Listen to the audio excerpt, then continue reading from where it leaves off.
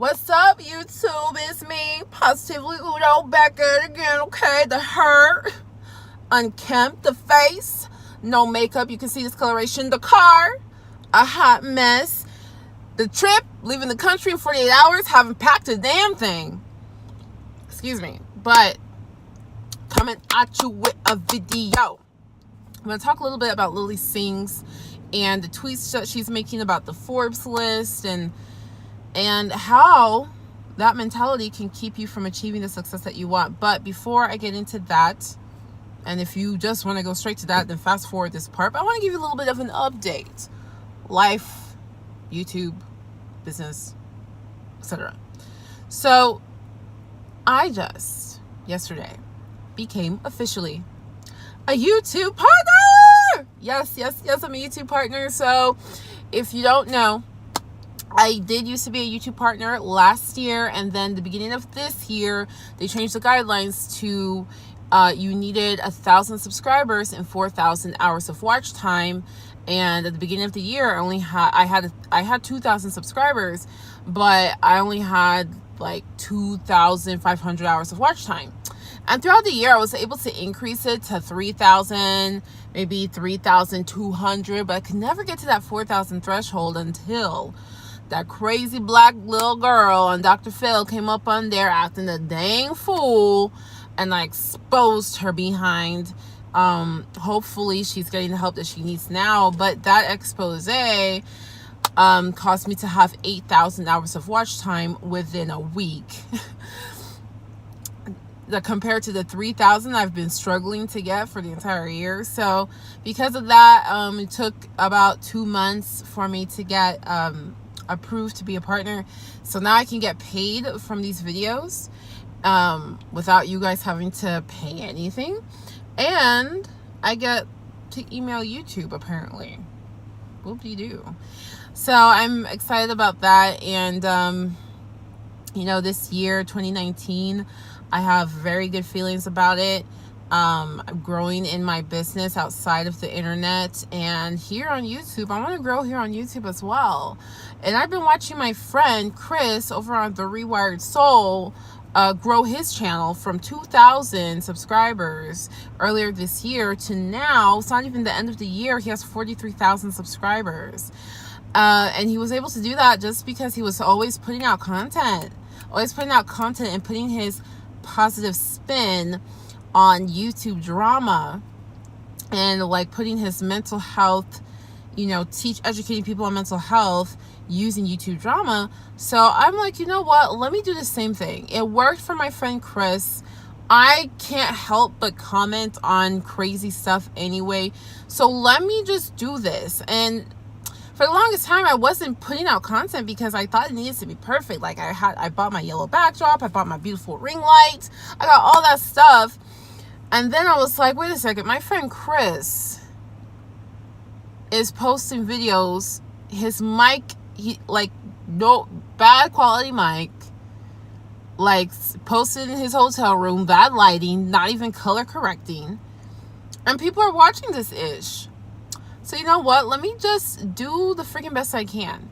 Because the business that I'm building, it requires a lot of my mental energy and a lot of my time. Oh my God. I've definitely grown a lot. And so originally I was going to put my all into YouTube. And then I found another business opportunity that, obviously was paying me more money than YouTube. And it was paying me more money than any other entrepreneurial pursuit I have ever pursued in my life. So I decided to give my all to that because there's just way too much opportunity, in 2019 with that business. So, but at the same time, I didn't want this YouTube to suffer because I don't know how much longer YouTube is going to be a thing, so I want to do both at the same time. And so if that means that I'm filming in my car, fine. I bought a nice little tripod. I'm not editing the videos. It's just straight YouTube capture. So I can put out some content and see what we can do. So if you dig what I'm going for, my goal is by 2021, I want to have $1 million in assets. That's my goal. So I have 2019, 2020, I have 3 years to make that happen. 3 more years.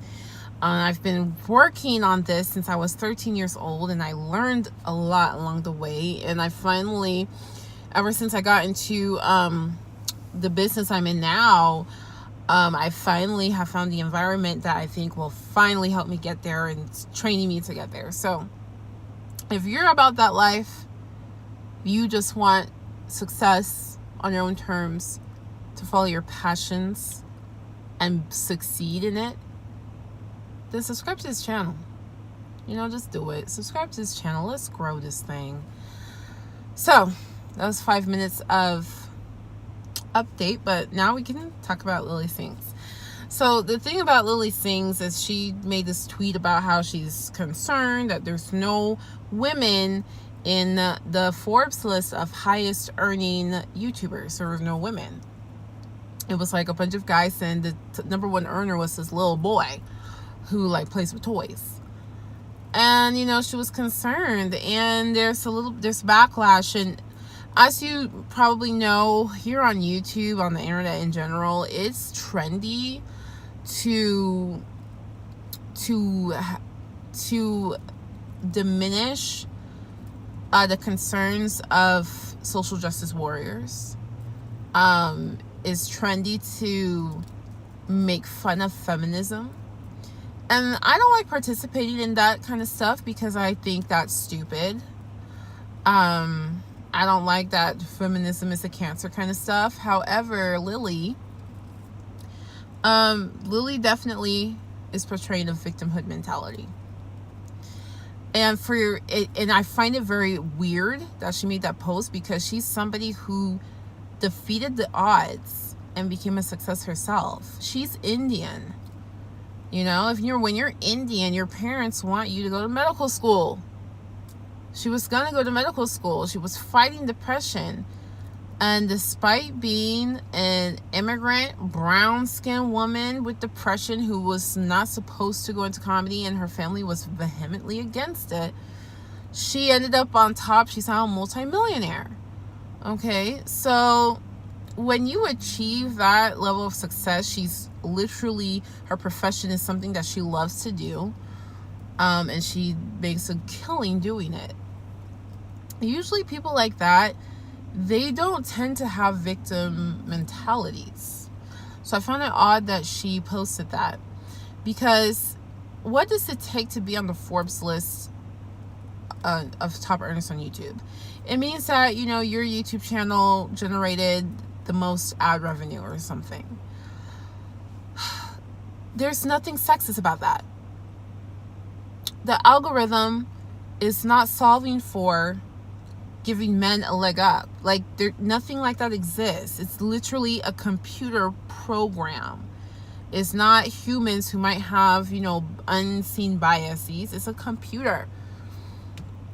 And she's saying that she's concerned that it's biased towards men. Doesn't make any sense. It sounds ridiculous. It sounds dumb. And there's many videos explaining why that sounds dumb. But that kind of mentality will hold you back from achieving success. It will. When I graduated from college, I was looking for jobs. And I was having a very hard time compared to my classmates. They were getting jobs left and right. And I had more accolades on my resume than my classmates. So I was just like, oh my God. I was like, it can't be racism because they can't see what I look like. But I have an African ass name, okay? And people were trying to tell me that it's because of your name. Maybe you should put the name Amanda.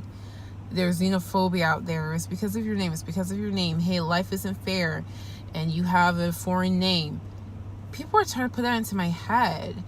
And for a few moments, I really believed in it. And it really got me down. And it made me want to give up. But then I was like, you know what? That's stupid. I don't have to believe in that. That can be your reality. I can have my own reality. And in my reality, I get a job. Literally a week later, I got a job. I got two, actually. I got 2 jobs. So what I'm trying to say is,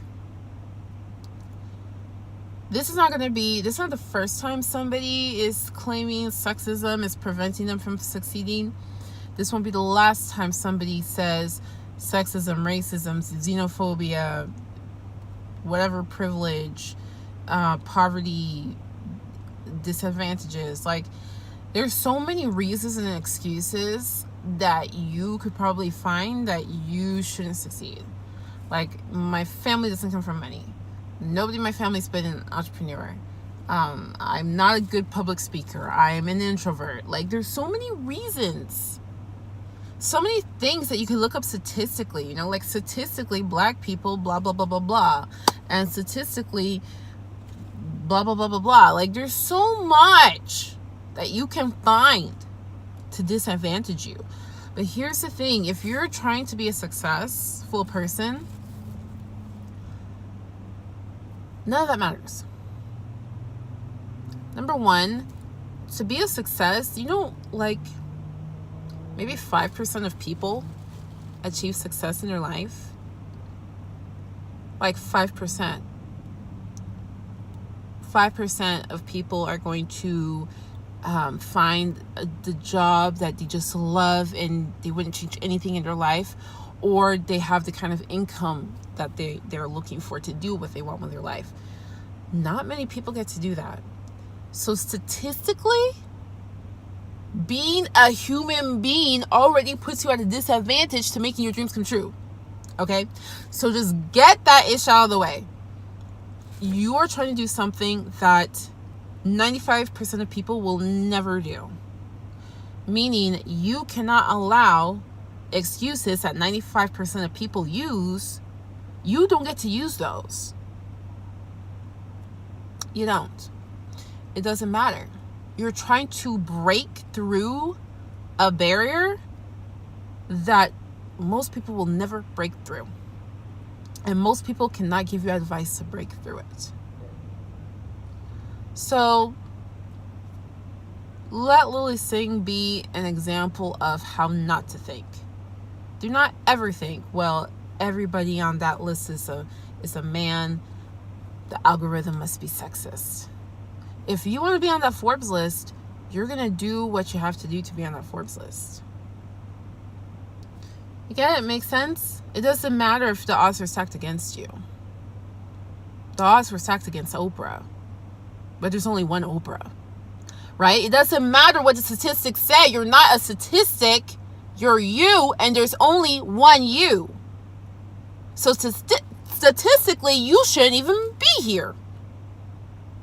Statistically, you're that sperm, shouldn't have even hit the egg. We can play statistics all day, and then you'll realize that it doesn't matter what the statistics say. I'm me. There's only one me. There's only one person like me in the universe that wants the dream that I have. And it's up to me to figure it out. So that's the message I wanted to share. Yeah, that's it. Leave me a comment below. Let me know what you think. I need to go do my brows. Y'all, I'm leaving the country. I'm considering redoing my nails. I don't know. Look, the one's already chipped.